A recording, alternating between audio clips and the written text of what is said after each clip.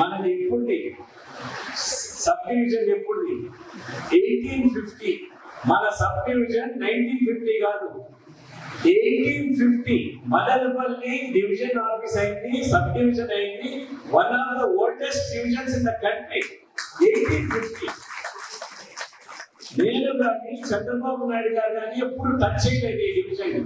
ఎందుకంటే 7 assembly segments కలిగింది division ఇది biggest division in the country ఎప్పుడు కూడా మనకు ఐఏఎస్ ఆఫీసర్ కానీ సబ్ కలెక్టర్ గా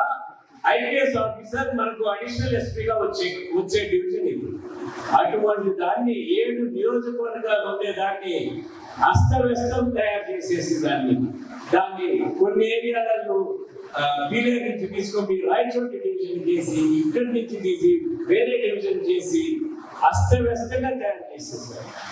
నువ్వు మేలు లేకుండా ఉంటే పర్వాలేదు ఉండేదాన్ని ఎందుకు చేసేసావు నాయన ఈ రాష్ట్ర విభజన చేసి మనం దెబ్బతిన్నాం మన రాష్ట్రం పూర్తిగా దెబ్బతింది రాష్ట్ర విభజన వల్ల ఆంధ్రప్రదేశ్ దెబ్బతింది నా ప్రకారం తెలంగాణ కూడా దెబ్బతింది ఇప్పుడు జిల్లాల విభజన చేసి ఇంకా పెద్ద దెబ్బ మనకు దెబ్బ పైన దెబ్బ పట్టించాయి అందుకని ఖచ్చితంగా దీన్ని పునర్పరిశీలన చేయాలి చంద్రబాబు నాయుడు గారు కూడా మొన్న రాజంపేటలో చెప్పారు చాలా పెద్ద సమస్య ఉన్నాయని మదనపల్లిలో ఏమో మాకు డివిజన్ మాకు జిల్లా హెడ్ క్వార్టర్ కావాలా అంటున్నారు ఇంకో పక్క రాజంపేటలో మాకు జిల్లా హెడ్ క్వార్టర్ కావాలా అంటున్నారు కోడూరు మాకు ఈ డివిజన్ వద్దు మాకు తిరుపతి డివిజన్ వేసేయండి అంటున్నారు రాయచోటి మాకు కొనసాగించాలా అంటారు చంద్రబాబు నాయుడు గారు నిర్ణయం తీసుకొని ఇది అంతా ఆలోచన చేసి ఖచ్చితంగా పునఃపరిశీలన చేయాల్సిన అవసరం ఉంది జిల్లా అంటే ఆసామాస అంశం కాదు మన అస్తిత్వం మనకున్న ఒక కుటుంబాలకున్న విలువల్ని సాటి చెప్పే అంశం జిల్లా అండి విజయభాస్కర్ నేను ముందర కూడా చెప్పాను మళ్ళా చెప్తాను విజయభాస్కర్ రెడ్డి గారు మామూలుగా ఉండే ఎప్పుడైనా మాట్లాడేటప్పుడు చెప్పేవాడు మీరు చిత్తూరు జిల్లాలో చాలా తెలివైన వాళ్ళయ్యండి సార్ మీరు తింటున్నారా పోగొడుతున్నారా నాకు అర్థం కావటం లేదు సార్ అని 100 సార్లు నేను అడిగాను ఆ ప్రశ్న 100 సార్లు చెప్పాడు 100 సార్లు నేను మదనపల్లిలో చదువుకున్నానయ్యా నాకు తెలుసు మీ చిత్తూరులో చాలా తెలివైన వాళ్ళు ఎందుకు వచ్చింది ఆ విధంగా ఎందుకంటే ఒక జిల్లాని ఒక వారి ప్రజలను ఒక దాంతో పోల్చే రకం ఉండేది మనం తినేది మన యాస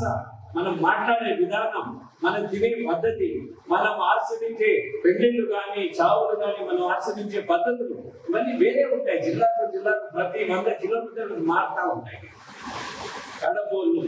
కడపలు అంటే ఏమంటారు స్ట్రైట్ ఫార్వర్డ్ పొరటోటి వాళ్ళు నేరుగా మాట చెప్తే తప్పరు అంటారు నెల్లూరు ఏమంటారు నెల్లూరు అంటే చాలా తెలివైన వాళ్ళ జాగ్రత్తగా ఉండాలి అంటారు ఇట్లా ఒక్కొక్క జిల్లాకి ఒక్కొక్క దీనికి కొన్ని ప్రత్యేకమైన అంశాలు ఉన్నాయి ఇవన్నీ కూడా అస్తవ్యస్తంగా తయారు చేసేసి జిల్లాల్లో అసలు ఐడెంటిటీని పోగొట్టే విధంగా ఏ జిల్లాలో ఎవరు ఉన్నారో నాకు అర్థం కాని పరిస్థితి చేశారు నాకు 3 కిలోమీటర్లు కాకపోతే కలికి నుంచి 3 కిలోమీటర్లు పోతే చిత్తూరు జిల్లా వస్తుంది మధ్యలో నేనేమో అన్నమయ్య జిల్లా ఉన్నా మళ్ళీ 1 కిలోమీటర్ పోతే అది తిరుపతి జిల్లా వస్తుంది ఇది ఏమి కర్మరాయినా అని వార్నించేది రాకుండా అంటే నోరు పూసుకొని మీరు మీ పదవులు మీరు అనుభవించుకుంటే చాలు ఇట్లా అస్థిరంగా ప్రజల్ని ఇబ్బంది పెట్టుకున్నారు ఇటువంటి వాళ్ళని మీరు కొనసాగిస్తారా ఒకసారి ఆలోచన చేసుకోండి